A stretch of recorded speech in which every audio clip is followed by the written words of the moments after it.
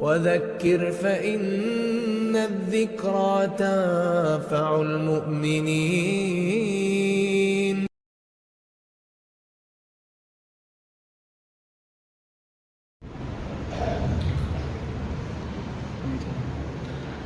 السلام عليكم ورحمة الله وبركاته.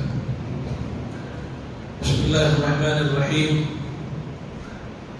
الحمد لله رب العالمين، والصلاة والسلام على أشرف الأنبياء والمرسلين محمد وعلى آله وصحبه أجمعين ومن تبعهم بإحسان إلى يوم الدين. أما بعد. محترم مسلیان گرامی قدر، اسلامی بھائیوں، دوستوں، پیارے بچوں اور ملت کی قابل احترام پردہ-نشین خواتین اسلام، آگے بڑھنے سے پہلے ایک اہم مسئلے کی طرف میں آپ کی توجہ دلانا چاہتا ہوں. ایک اہم مسئلے کی وضاحت میں آپ کے سامنے کرنا چاہتا ہوں. وتر کی نماز میں ہم اور آپ جو دعائیں پڑھتے ہیں اور ان دعاؤں میں جس طرح آمین کہتے ہیں، پوری کی پوری جو دعا ہوتی ہے وہ آمین نہیں کہی جاتی. وتر کی نماز میں ہم دعائیں پڑھتے ہیں اور پیچھے پیچھے آمین بھی کہتے ہوئے چلتے ہیں.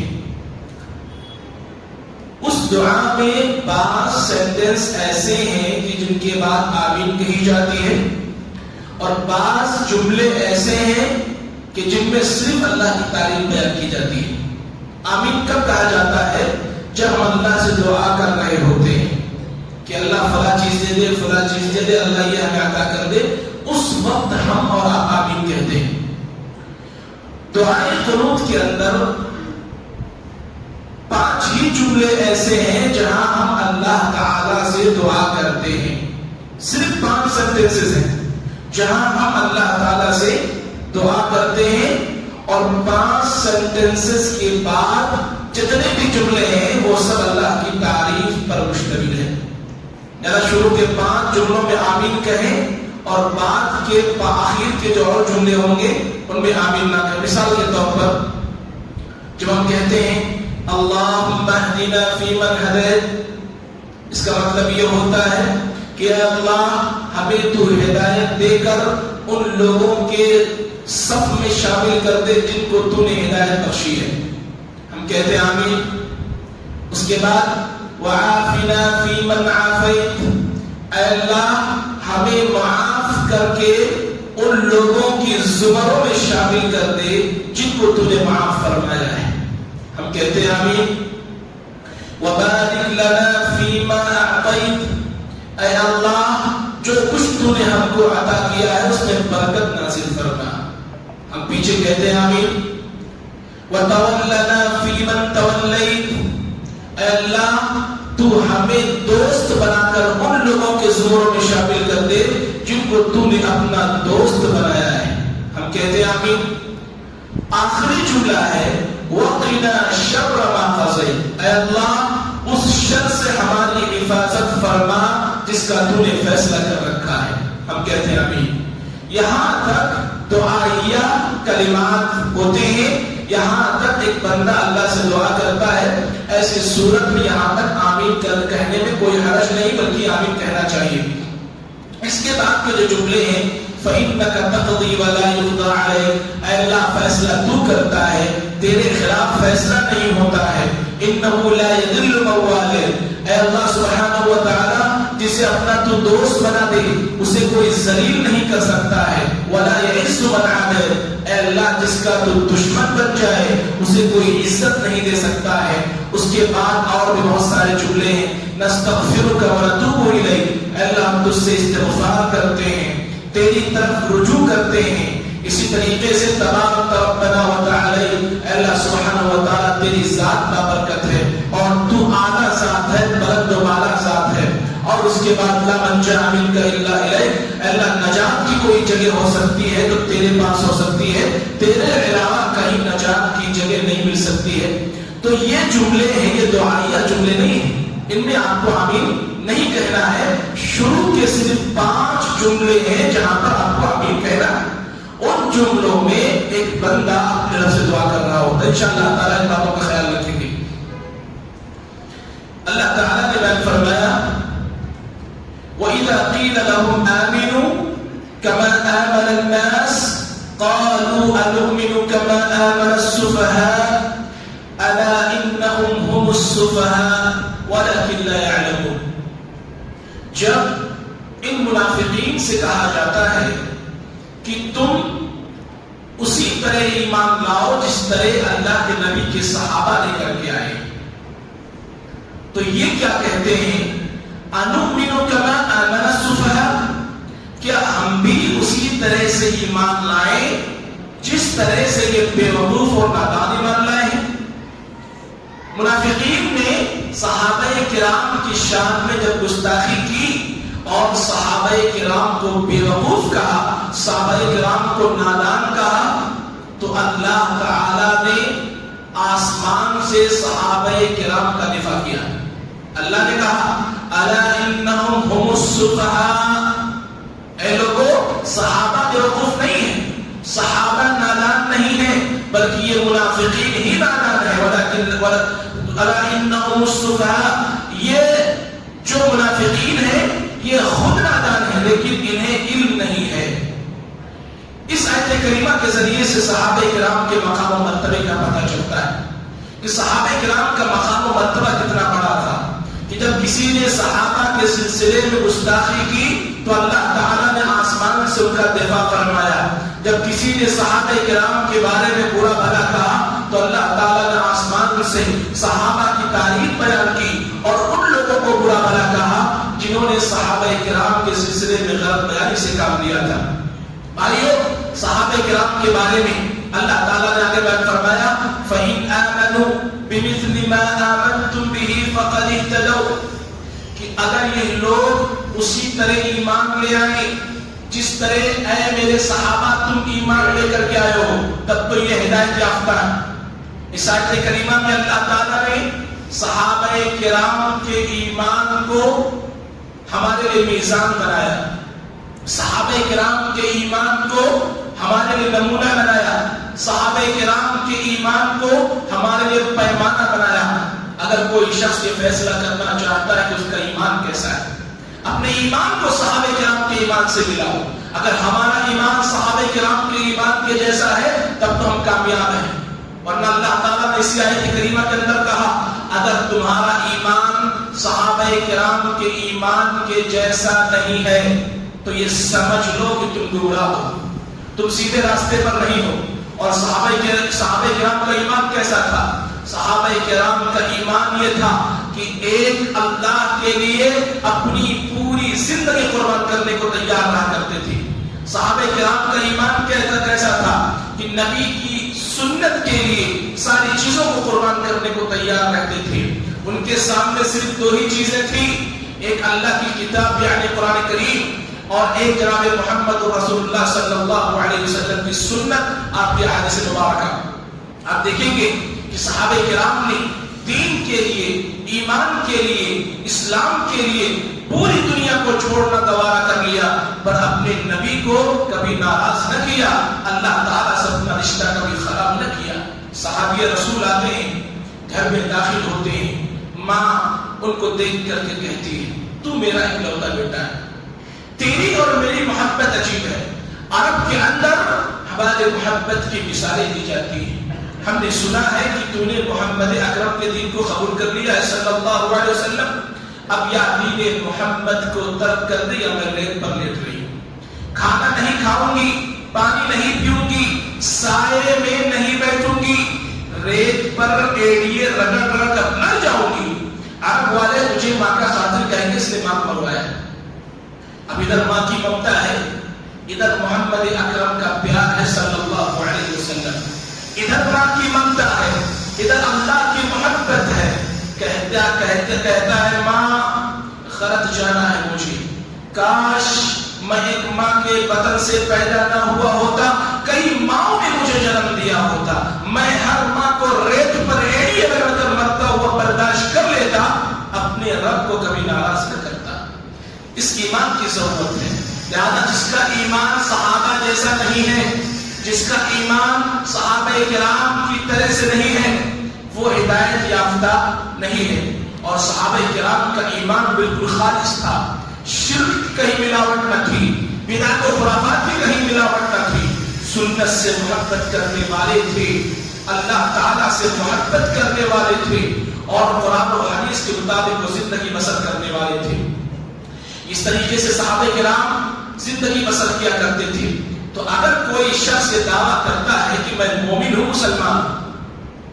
ہوں، مسلمان ہوں، تو اس دعویٰ سے پہلے اسے یہ دیکھنا ہوگا کہ کیا اس کا ایمان ویسا ہی ہے جیسا ایمان صحابہ کرام کا تھا۔ ورنہ حال یہ میرے بھائی، آج شرک کرنے والا بھی اپنے آپ کو مسلمان کہہ رہا ہے، قبر پرست بھی اپنے آپ کو سچا پکا مومن کہہ رہا ہے، شرک کرنے والا بھی، کفر کرنے والا بھی آج اپنے آپ کو مسلمان کہہ رہا ہے۔ اللہ کا نہیں، ہمیں ایسے ایمان کی ضرورت نہیں ہے جس میں شرک کی ملاوٹ ہو، ہمیں ایسے ایمان کی ضرورت نہیں ہے جس میں بدعت و خرافات کی ملاوٹ ہو، ہمیں اس ایمان کی ضرورت ہے جو خالص کتاب و سنت کی روشنی میں ہو، ہمیں اس ایمان کی ضرورت ہے جس میں توحید ہو، ایک اللہ کی عبادت ہو، اور جناب محمد رسول اللہ صلی اللہ علیہ وسلم کی محبت ہو۔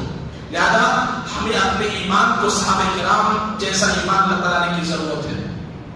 بھائیو، اللہ تعالیٰ نے آگے یہود و نصارہ کی ایک روش اور ایک عمل کا تذکرہ کیا۔ یہود اور نصارہ، وقالت اليهود ليست النصارى على شيء وقالت النصارى ليست اليهود على شيء۔ یہودی کہتے تھے عیسائیوں کی کوئی حقیقت نہیں، ہمارے سامنے ان کی کوئی حیثیت نہیں، اور عیسائی کہتے تھے یہودیوں کی ہمارے سامنے کوئی حیثیت نہیں ہے۔ دونوں گمراہی کے راستے پر، دونوں کے دونوں شرک کے راستے پر ہیں، لیکن ہر ایک دوسرے کو غلط کہہ رہا ہے، ہر ایک دوسرے پر لان تان کر رہا ہے، ہر ایک دوسرے کو برا بھلا کہہ رہا ہے۔ یہود و نصارہ کی وہ جو روش تھی آج اس امت کے اندر داخل ہو گئی۔ یہ تو اللہ کے نبی صلی اللہ علیہ وسلم کی حدیث آپ کی پیش گوئی تھی۔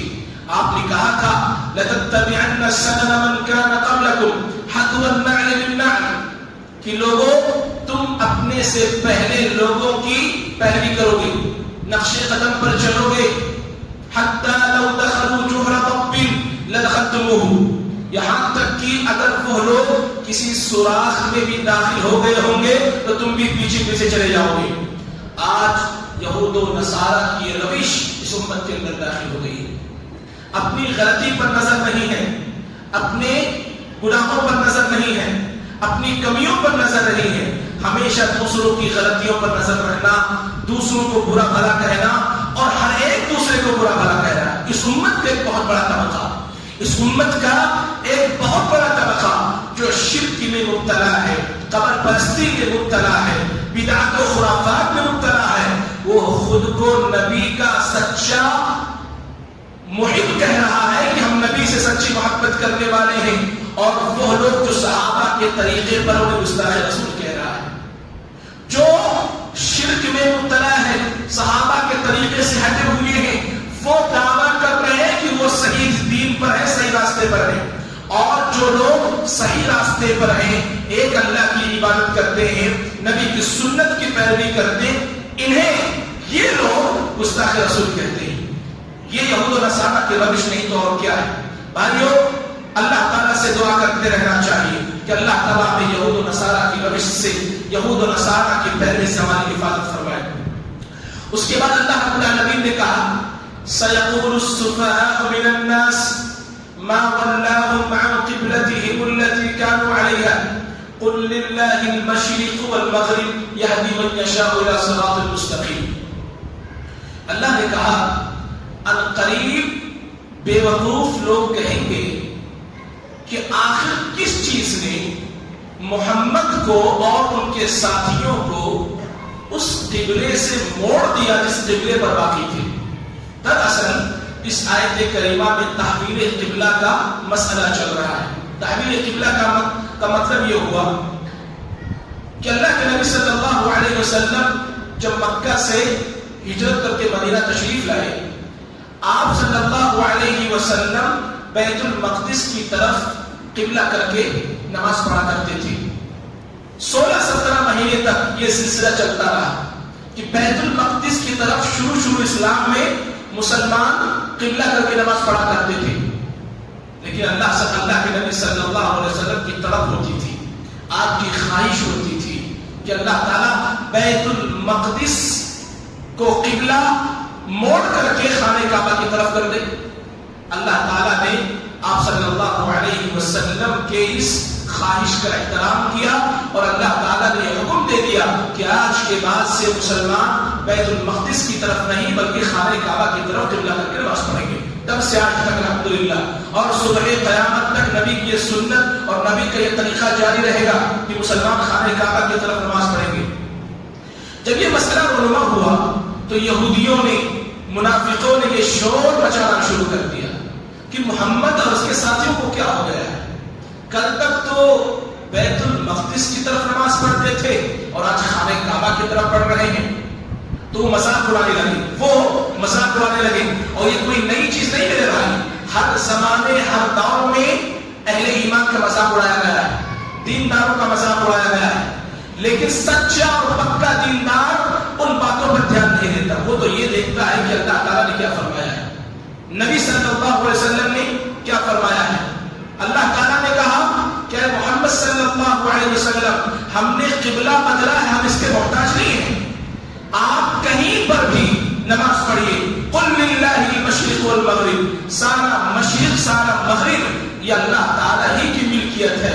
جہاں کہیں جاؤ آپ اللہ تعالیٰ کو وہاں پاؤ گے، اللہ کی رحمت وہاں پاؤ گے، اللہ رب العالمین کا فضل و کرم وہاں پاؤ گے. کہیں پر بھی نماز پڑھو، یہ اللہ کو اس سے لینا دینا نہیں ہے. اللہ تو یہ دیکھنا چاہتا ہے کہ کون اللہ تعالیٰ کی باتوں پر عمل کرتا ہے اور کون اللہ تعالیٰ کی باتوں کو چھوڑتا ہے. اسی لیے اللہ تعالیٰ نے آزمایا، اللہ نے آزمائش کو مبتلا کیا کہ ہم یہ دیکھنا چاہتے ہیں کس کا ایمان سچا ہے اور کس کا ایمان سچا اور پختہ نہیں ہے. صحابہ کرام نے ثابت کر کے دکھایا کہ ہمیں صرف سے مطلب نہیں ہے. اللہ کا حکم آیا ہے آمنا وصدقنا، ہم ایمان لاتے ہیں اور ہم اس مسئلے کو سچ کر دکھلاتے ہیں. آج سب خانہ کعبہ کی طرف نماز کر کے قبلہ کر کے نماز پڑھیں گے. اس کے بعد اللہ رب العالمین نے آگے ذکر فرمایا یہودیوں کے بارے میں، الذین آتیناہم الکتاب یعرفونہ کما یعرفون ابناءہم. یہودی نبی صلی اللہ علیہ وسلم کو ویسے ہی پہچانتے تھے جیسے وہ اپنے بیٹوں کو پہچانتے تھے کہ یہ نبی ہے، رسول ہے، لیکن پھر بھی وہ ایمان نہیں لے کر کے آئے اور دین کے راستے میں ہمیشہ وہ رکاوٹ پیدا کرتے. کیوں؟ اللہ نے کہا وَلَئِنِ اتَّبَعْتَ أَهْوَاءَهُمْ. کون سی چیز تھی جنہوں نے ان کو نبی پر ایمان لانے سے روکے رکھا تھا؟ خواہشات نفس کی پیروی، اپنے خواہشات کی پیروی، اپنے دل کی پیروی، اپنے نفس کی پیروی. یہ ایسی چیز ہے کہ انسان کو حق قبول کرنے سے روکتی تھی. اس زمانے سے لے کر کے آج تک یہ چلتا رہا ہے کہ جب کبھی کوئی باطل جماعت، باطل فرقہ سر اٹھاتا ہے، اس کے سامنے حق پیش کیا جاتا ہے، وہ اسے قبول نہیں کرتے کیونکہ ان کا دل نہیں مانتا ہے، ان کا نفس نہیں مانتا. یاد رکھو میرے بھائی، دین کے معاملے میں آپ کا دل مانے نہ مانے، اگر اللہ کے نبی صلی اللہ علیہ وسلم کی حدیث آ جائے تو آپ پر اس کے اوپر ایمان لانا ضروری ہے، اس کے اوپر ایمان لانا ضروری ہے. کون کیا کہہ رہا آپ کو نہیں لینا دینا، کون کیا کہہ رہا آپ کو نہیں لینا دینا. آپ کے نبی کیا کہہ رہا وہ آپ کو دیکھنا ہے، اللہ کیا کہہ رہا وہ آپ کو دیکھنا ہے. کیونکہ خبر میں انہی چیزوں کے بارے میں سوال کیا جانا ہے. نبی کو کتنا مانتے تھے، اللہ کو کتنا مانتے تھے اور دین اسلام پر کتنا بعد، دلیل کے آ جانے کے بعد، حق کے آ جانے کے بعد یہ نہیں دیکھنا ہے کہ ہمارا دل و دماغ کیا کہہ رہا ہے، بلکہ یہ دیکھنا ہے کہ اس میں سچ کیا ہے اور نبی صلی اللہ علیہ وسلم نے کیا فرمایا ہے۔ آگے اللہ رب العالمین نے بیان فرمایا 3 چیزیں اگر ایک مسلمان اپنی زندگی میں داخل کر لے تو وہ کامیاب ہو سکتا ہے۔ کیا کیا؟ ذکر، شکر اور صبر۔ ذکر کسے کہتے ہیں؟ اللہ کی یاد کو ذکر کہا جاتا ہے۔ یہ 3 چیزیں ایسی ہیں کہ اگر ایک مسلمان اپنی زندگی میں انہیں پیدا کر لے، انہیں داخل کر لے، تو وہ ہمیشہ کے لیے کامیاب ہو سکتا ہے۔ اس کی دنیا بھی کامیاب ہو سکتی ہے انشاءاللہ تعالیٰ، اور اس کی آخرت بھی کامیاب ہو سکتی ہے۔ ذکر، اللہ کو یاد کرتے رہنا، اللہ کی تسبیح پڑھنا، اللہ کی پاکی بیان کرنا، اللہ کے بارے میں حمد و ثنا پڑھتے رہنا، اللہ تعالیٰ کو یاد کرتے رہنا، یہ ذکر کہلاتا ہے۔ ذکر کے بہت سارے فائدے اللہ ابن قیم رحمۃ اللہ علیہ نے اپنی کتاب کے اندر 100 سے بھی زیادہ فائدے ذکر کے بیان کیے۔ 100 سے بھی زیادہ فائدے، بہت سارے فائدے ہیں، بہت سارے فائدے۔ ایک بہت بڑا فائدہ یہ ہے کہ آپ یہاں زمین پر اللہ کا ذکر کرتے ہو، اللہ آسمان پر آپ کا ذکر خیر کرتا ہے۔ آپ یہاں پر اللہ کا ذکر کرتے ہو، اللہ تعالیٰ آپ سے محبت کرنے لگتا ہے۔ اللہ تعالیٰ کے ذکر سے شیطان بھاگ جاتا ہے۔ اللہ تعالیٰ کے ذکر سے آپ کے دل میں اللہ کی محبت پیدا ہوتی ہے۔ اللہ تعالیٰ کے ذکر سے آپ اللہ سے قریب ہوتے چلے جاتے ہو۔ اللہ کے ذکر سے آپ کی زبان گندی اور غلاظت والی چیزوں سے محفوظ رہتی ہے۔ ایسے کئی فوائد ہیں جو علامہ ابن قیم رحمۃ اللہ علیہ نے اپنی کتاب کے اندر نقل فرمایا ہے۔ اہم بات یہ ہے کہ ہمیں اور آپ کو اللہ کو ہمیشہ یاد کرتے رہنا چاہیے۔ اللہ کا ذکر بہت بڑی چیز ہے۔ فاذکرونی اذکرکم، اللہ نے کہا مجھے یاد رکھو میں تمہیں یاد رکھوں گا۔ اور اگر اللہ آپ کو یاد رکھتا ہے نا تو پھر آپ کو کوئی بھی گمراہ نہیں کر سکتا ہے اور آپ کو کوئی بھی ناکام نہیں بنا سکتا ہے۔ آپ انشاءاللہ تعالیٰ ہمیشہ کامیاب رہیں گے۔ دوسری چیز جو ایک مسلمان کو اپنے اندر پیدا کرنے کی ضرورت ہے وہ ہے شکر۔ ہماری اور آپ کی زندگی میں اللہ تعالیٰ کی بہت ساری نعمتیں، ان نعمتوں کو ہم گن نہیں سکتے۔ ہر انسان یہ کوشش کرے کہ جو بھی اللہ نے ہم کو دیا ہے اس پر اللہ تعالیٰ کا شکر ادا کرتے رہے، اس پر اللہ کا شکر ادا کرتے رہے۔ اللہ ابن قیم رحمۃ اللہ علیہ کہتے ہیں کہ بندے کی زندگی میں اللہ کی طرف سے مسلسل نعمتیں اترتی رہتی ہیں، ہر سیکنڈ اللہ کی نعمتیں اترتی رہتی ہیں۔ اگر ان نعمتوں کو پکڑ کر کے رکھنا ہے تو اس کا واحد ذریعہ ہے کہ اللہ کا شکر ادا کرتے رہو۔ اگر ان نعمتوں کو اپنے پاس محفوظ رکھنا ہے، ان نعمتوں کو اپنے پاس محفوظ رکھنا ہے تو اس کا ایک ہی ذریعہ ہے کہ اللہ کا شکر ادا کرتے رہو۔ لئن شکرتم لأزیدنکم وَلَئِن كَفَرْتُمْ إِنَّ عَذَابِي لَشَدِيدٌ، اللہ نے کہا اگر تم شکر ادا کرتے ہو تو میں تم کو اور زیادہ دوں گا۔ وَلَئِن كَفَرْتُمْ، لیکن اگر تم ناشکری کرتے ہو تو یاد رکھو میرا عذاب سخت ہے۔ لہذا ایک مسلمان کو، ایک مومن کو چاہیے کہ اللہ کی دی ہوئی نعمتوں پر شکر گزاری کرے۔ اسی طریقے سے تیسری چیز جو ایک مسلمان اور ایک مومن کو اپنے اندر پیدا کرنے کی ضرورت ہے وہ ہے صبر۔ یہ آخری بات کر کے میں اپنی بات ختم کرتا ہوں انشاءاللہ تعالیٰ۔ صبر کسے کہتے ہیں؟ صبر کہتے ہیں اپنی طرف سے کسی بھی ایسی چیز کا اظہار نہ کرنا جس سے تقدیر پر انگلی اٹھ سکے، تقدیر کا شکوہ نہیں کرنا، بلکہ اللہ تعالیٰ کی تقدیر پر راضی رہنا۔ جو کچھ ہماری زندگی میں ہو رہا ہے، سب سے پہلے مصیبت کو سمجھ لیتے، مصیبت کسے کہتے ہیں؟ اہل علم نے لکھا ہر وہ چیز جو ایک مسلمان کو اذیت دے وہ مصیبت ہے، وہ مصیبت ہے۔ لہذا وہ ساری کی ساری چیزیں چھوٹی ہو کہ بڑی ہو، چھوٹی مصیبت ہو کہ بڑی مصیبت ہو، ان مصیبتوں پر صبر کرنا ایک مسلمان کے لیے، ایک مومن کے لیے رحمت کا سبب بنتا ہے۔ صبر کے آداب بتائے گئے ہیں اہل علم نے، صبر کے آداب بتائے۔ صبر کیسے کرنا ہے؟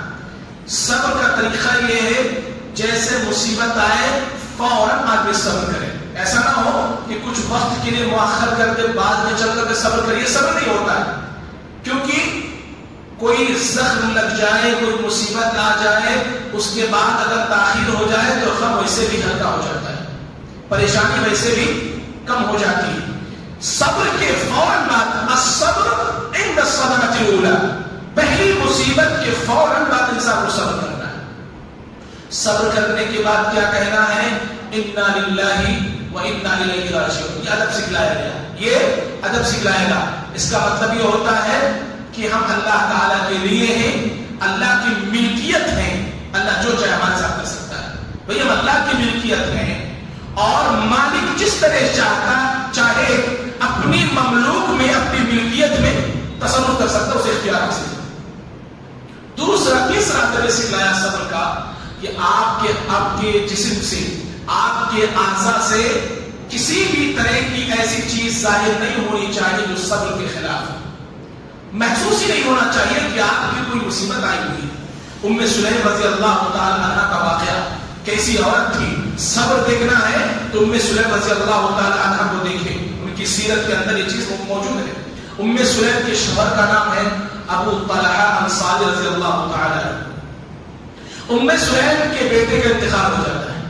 ابو طلحہ انصاری جو باہر گئے ہوئے تھے، جب گھر تشریف لائے تو ام سلیم نے ان کو فوراً یہ نہیں بتایا کہ بیٹے کا انتقال ہو گیا، بلکہ شوہر کا احترام کرتے ہوئے، شوہر کے حالات کو دیکھتے ہوئے انہوں نے صبر کیا اور کچھ بھی نہیں بتایا۔ ابو طلحہ انصاری آئے رضی اللہ تعالیٰ عنہ، غسل کیا، کھانا کھایا، اور رات میں شب زفاف بھی کیا، رات میں جمع بھی کیا، ہم بستری بھی کی، بیوی کے ساتھ سوئے بھی، بیٹے کی لاش گھر میں پڑی ہوئی ہے۔ کیسی عورت تھی، صبر کا مظاہرہ ایسا کیا کہ اپنے شوہر کو سفر کی تھکاوٹ کی وجہ سے، سفر کی پریشانی کی وجہ سے اپنے شوہر کو اور تکلیف میں مبتلا نہیں کیا، رات بھر سوئے۔ اور جب صبح بیدار ہوئے تو ام سلیم رضی اللہ تعالی عنہ نے کہا ابو طلحہ سے کہ آپ ایک بات بتائیے، اگر اللہ تعالیٰ کوئی چیز دے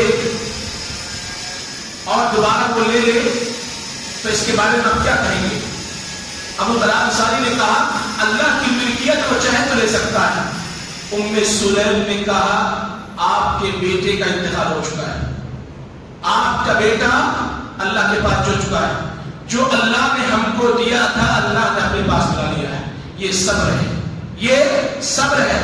اگر صبر کا یہ جذبہ ہو، صبر کا یہ طریقہ ہمارے اور آپ کے اندر ہو تو کیا فائدہ حاصل ہوتا ہے؟ اولئک علیہم صلوات من ربهم ورحمہ واولئک هم المهتدون۔ ایسے لوگوں کی زندگی میں اللہ کی طرف سے بشارتیں نازل ہوتی ہیں، ایسے لوگوں کی زندگی میں اللہ کی طرف سے رحمتیں نازل ہوتی ہیں، ایسے لوگوں کو اللہ تعالیٰ اطاعت کرنے کا جذبہ عطا کرتا ہے، انہیں اطاعت کرنے کی توفیق ملتی ہے اور گناہوں سے بچنے کی اللہ انہیں توفیق عطا فرماتا ہے، اور ایسے لوگوں کی زندگی میں اللہ کی طرف سے رحمت نازل ہوتی ہے۔ لہذا صبر، شکر اور ذکر، یہ تین وہ نعمتیں ہیں، یہ تین وہ قیمتی چیزیں ہیں کہ اگر ایک مسلمان اپنے اندر پیدا کر لے تو اس کی زندگی میں بہت ساری خیر و برکت نازل ہو سکتی ہے اور وہ دنیا اور آخرت میں کامیاب ہو سکتا ہے۔ اللہ سبحانہ و تعالی ہم تمام لوگوں کو ان باتوں پر عمل کرنے کی توفیق عطا فرمائے۔